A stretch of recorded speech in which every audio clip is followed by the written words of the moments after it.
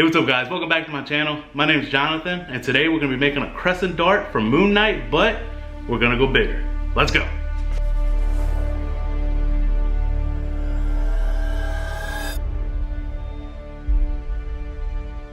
So we're gonna jump in the computer here real quick. This file was purchased off of cgtrader.com by seller Tyler W. Cody. As you can see, when it's loaded in Akira, it's loaded directly on its side, but I prefer to print it standing upright, kind of like this.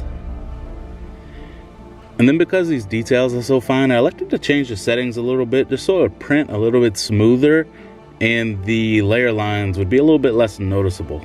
Like this is about a 4.5 hour print. The little blue parts you see are the supports, which just help it stand up and not fall over while printing. But now let's check out what it looks like when it's a little bit bigger. So I don't know how film accurate this is, but I scaled it up to about 7 inches tall. And then I changed the settings a little bit just to help with print time. Because when you upscale it like this, as you're about to see, the print time, 17 hours and 33 minutes. Oof. But like I said a minute ago, I actually went back and I blocked out all of these blue supports that raise off the bed. All the supports in the little detail areas, so those actually did not print, as you're about to see in this cool little time lapse that I did.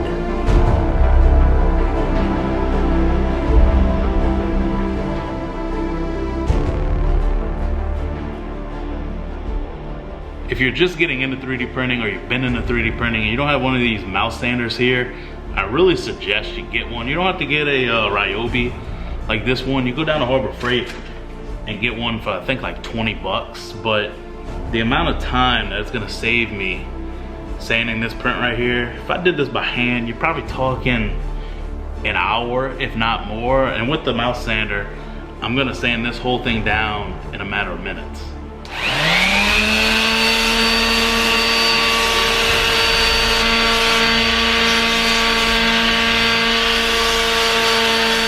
So whenever I'm finished sanding with the 60 grit, I'm gonna work my way up from about 120 all the way to 480, which will really just smooth out the print, and then I can hit it with primer real quick, and the primer will really kind of show the areas that you need to spend more time sanding and just kind of give a little bit extra attention to.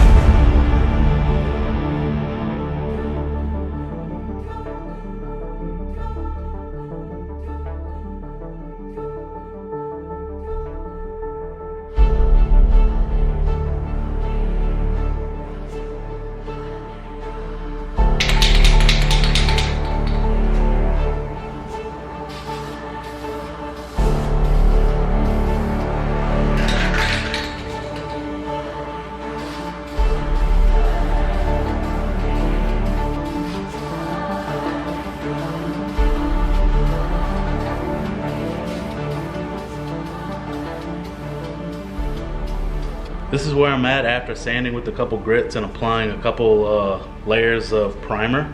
Still a couple areas I need to hit up, specifically inside the ring and then outside the ring, but in terms of the edges, I'm pretty happy with where that is, so I don't think I'm gonna put too much more work in that particular spot. And like I said, I'll just focus on the inside and outside and then move to paint.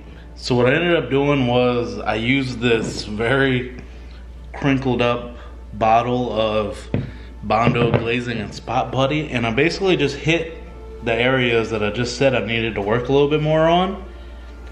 So now I'm gonna take, say, 220 or something like that and sand these down, and they'll be incredibly smooth. And I'll probably apply one more coat of primer just to be safe. And then, I know I said this already, but then it's time to paint.